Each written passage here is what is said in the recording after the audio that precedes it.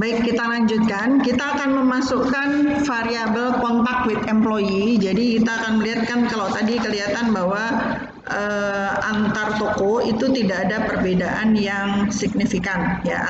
Artinya layanan yang berikan itu sama, tapi kepuasan yang dihasilkan kan beda-beda. Nah, untuk itu kita akan melihat apakah kepuasan yang dihasilkan tadi disebabkan oleh kontak with employee atau tidak. Ada hubungannya nggak antara ini loh, customer kalau didampingi dengan pelayan toko itu dia bisa berbelanja lebih nyaman atau tidak, merasa puas atau tidak dengan pola belanja seperti itu. Untuk itu kita akan masuk ke recall the cross step dialog box. Kita masuk lagi, setelah itu kita tambahkan variabel contact with employee sebagai variabel pelapis.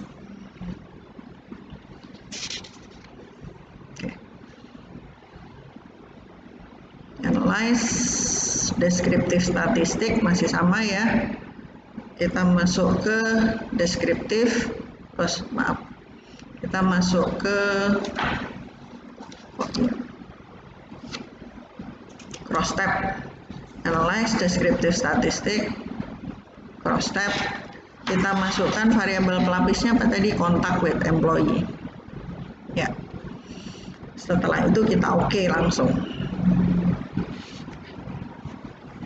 Nah, tampilannya beda dengan yang tadi. Kalau yang tadi contact with employee ya, ini so store cross step antara store dengan service satisfaction, jadi tabulasi silang antara toko dengan kepuasan layanan. Sekarang di sini ada tabulasi silang antara toko pelayanan dengan contact with employee.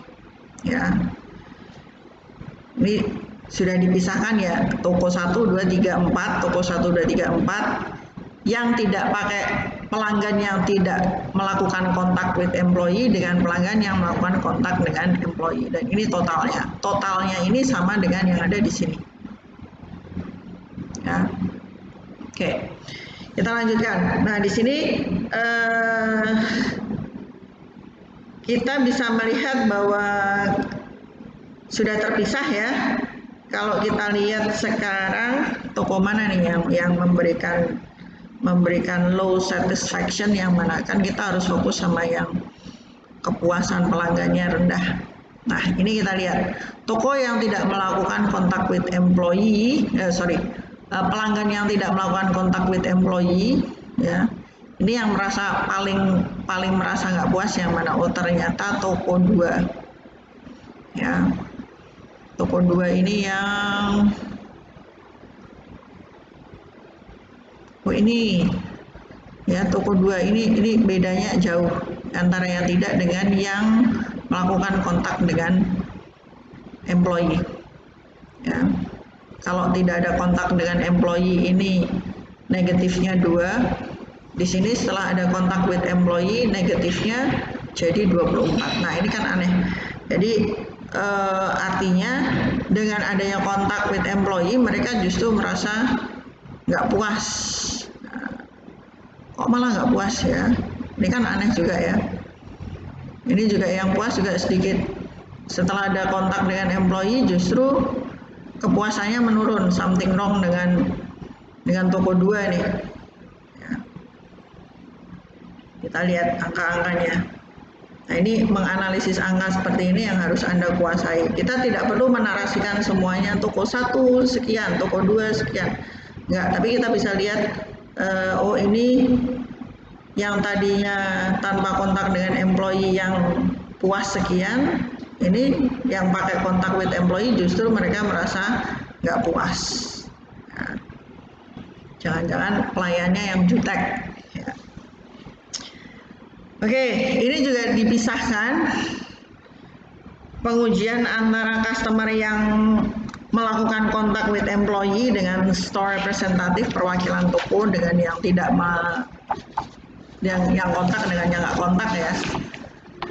Kita di sini bisa melihat nilai signifikansi untuk customer yang tidak melakukan kontak ini sebesar 0,052.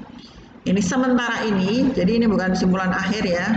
Ini terdapat bukti ada hubungan antara toko dengan kepuasan layanan untuk customer ini. Ya, tidak terkait langsung, tapi sementara ini kita bisa menyimpulkan seperti itu. Sementara itu untuk yang ada kontak dengan employee, ini signifikansinya kurang dari 0,05 sehingga bisa kita simpulkan bahwa sementara ini ya hubungan antar amatan ini nyata, real ya, dan bukan karena kebetulan. Jadi kepuasannya ini hasil karena memang ada kontak dengan employee sehingga menghasilkan kepuasan yang berbeda. Kalau tadi di awal ini tidak ada unsur kesengajaan, tapi ternyata setelah kita pisahkan memang ada perbedaan antara kepuasan pelanggan antara mereka yang dilayani oleh employee, oleh karyawan toko, pelayan toko, dengan yang tidak dilayani. Jadi memang terdapat hubungan. Tapi hubungan ini kita masih belum bisa memastikan kuat enggaknya. Ya. Sementara seperti itu. Nah, sementara itu kita lihat di sini contact with employee, kita lihat dari symmetric measure, ya. Ini juga dilaporkan terpisah antara antara pelanggan yang melakukan kontak dengan pelayan toko dengan yang tidak melakukan kontak dengan pelayan toko. Ini di sini kita bisa melihat angkanya. Nilai signifikansinya adalah, nah yang ini yang yes 0,012 ini menunjukkan bahwa ada hubungan yang signifikan secara statistik ya. Tapi ini value-nya semuanya di atas 0,3, jadi ada hubungan tapi nggak begitu kuat ya. Jadi dengan adanya pelayan toko, dengan adanya kontak dengan pelayan toko itu memberikan nilai signifikansi yang sangat tinggi ya. Signifikan tapi nggak kuat. Oke, next berikutnya kita lihat di directional measure. Di directional measure di sini kita yang simpel aja ya, ambil dari Goodman-Kruskal.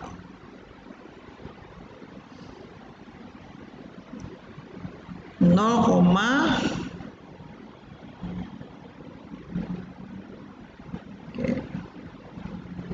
067, 0,027, 0,137. Value-nya kita lihat, value-nya 0,031.